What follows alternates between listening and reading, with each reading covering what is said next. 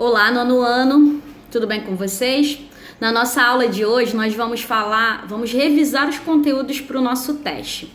Essa semana, na sexta-feira, eu vou postar umas atividades no portal que vão ser nosso teste. Então essas atividades vocês vão responder, são atividades de marcar, são questões objetivas e aí eu vou estar avaliando vocês, tá?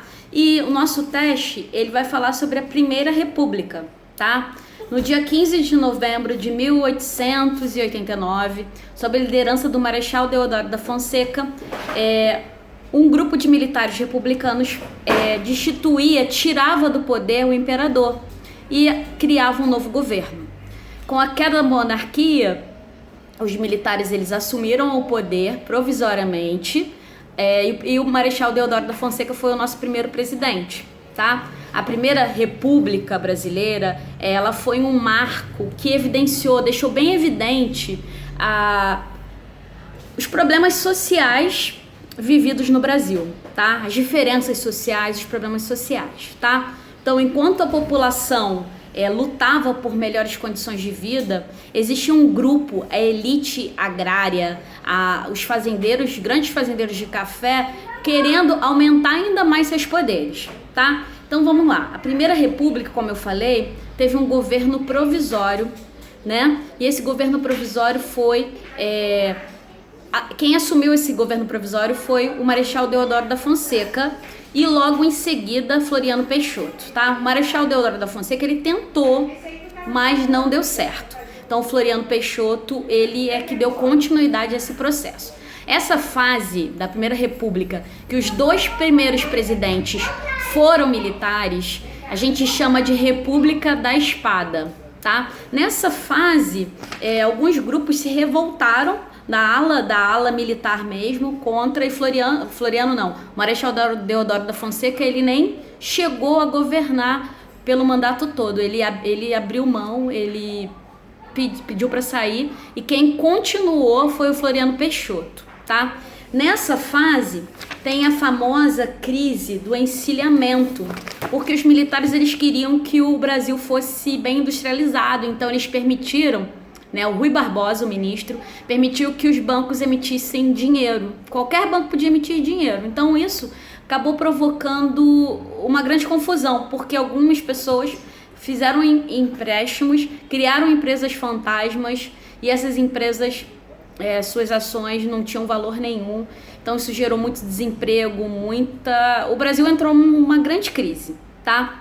Só que passado essa Primeira República, que é chamada República da Espada, começa a República Oligárquica. O que é uma oligarquia? Oligarquia é um governo de poucas pessoas. Então é o famoso coronel. Cada região tinha um fazendeiro, né, um grande fazendeiro de café principalmente, que mandava na região, mandava na política, mandava em tudo. Então isso... e outra coisa, nessa fase a gente vai conhecer também a famosa política do café com leite, aonde se alternava, né? Horas o presidente seria de São Paulo, horas o presidente seria de Minas, tá? Não pode esquecer. Não pode esquecer que a oligarquia é um governo de um pequeno grupo mandando, e isso aí vai levar ao coronelismo, que é aqueles coronéis que eles não eram militarmente, né, eles não tinham esse cargo militar, mas eles, por serem donos de fazenda, serem grandes empregadores, eles mandavam na região e as pessoas tinham que obedecer, tá? O voto, a nossa Primeira República, o voto era censitário, só votava quem tinha renda. E para presidente, a eleição ela era indireta, então não se votava para presidente.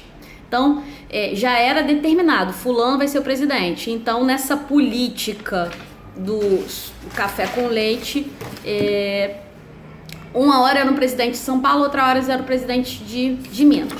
Só esqueci de falar que o voto era de cabresto, ou seja, os eleitores, eles eram levados, o eleitor era levado pelo coronel para votar. E o voto era aberto. Então, se o eleitor lá se atrevesse a votar numa outra pessoa, ele ia perder o emprego, ele ia sofrer castigos esses, podia ser expulso da fazenda. Então, assim, nessa primeira república, essa primeira fase da república, ela vai até 1930, quando começa a Era Vargas. Mas no teste eu só vou cobrar esse primeiro momento de república, tá? Nessa fase vai acontecer também a valorização do café. Eles vão criar o Convênio de Taubaté. Esse convênio, gente, na verdade, as oligarquias, na República Oligárquica, ela vai procurar ajudar a população, vai querer ajudar o povo? Não. A República Oligárquica só vai querer trazer benefícios e facilidades para os fazendeiros de café. Então eles vão criar uma política e que vai só ajudar o fazendeiro de café. Se o fazendeiro de café passar por uma crise, então dentro dessa política prevê uma ajuda para esse fazendeiro de café, tá? E nessa fase, né, houve uma grande, por parte da política, da economia, de todas as questões, uma grande exclusão, tá? O escravo, ex-escravo agora, né, ele tinha sido libertado, ele sofreu muito com esse processo de exclusão. Então, à medida que tentava se modernizar o Brasil, porque o Brasil agora era uma república, o Brasil também passava por esse processo de exclusão, tá? E aí, no meio dessas mudanças, né, o Brasil optou por ser uma república federalista, tá? Votou-se na nova Constituição se a república seria unitarista, só o presidente mandando, ou seria uma república federalista, onde a república, o presidente daria voz, daria a oportunidade dos estados criarem suas próprias leis. Então venceu a república federalista. E nessa República Federalista, os estados, eles têm autonomia para criar leis, para executar medidas de acordo com as necessidades deles, tá?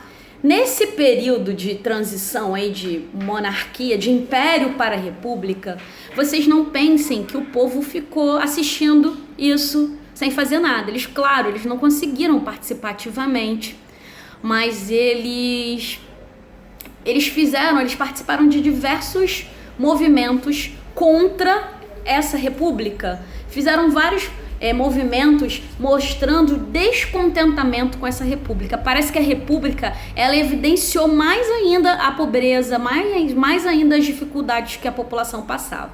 E nesse momento explodiram vários movimentos de contestação.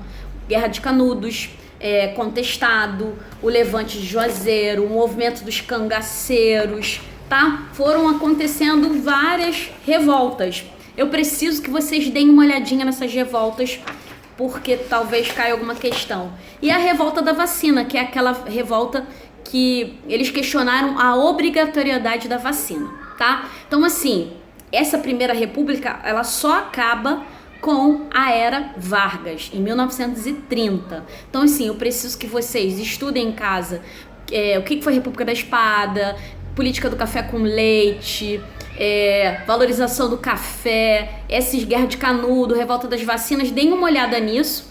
Vocês vão poder consultar o livro de vocês, mas é sempre bom. Então, as questões que eu vou passar para vocês vão achar no capítulo 1 e capítulo 2. Vão estar na plataforma a partir de sexta-feira, depois da aula ao vivo, tá? Então, assim, é muito importante que vocês façam essa atividade, porque ela vai ter um prazo. Toda atividade minha na plataforma, eu não coloco prazo, mas como essa vai ser um teste, então ela vai ter um prazo.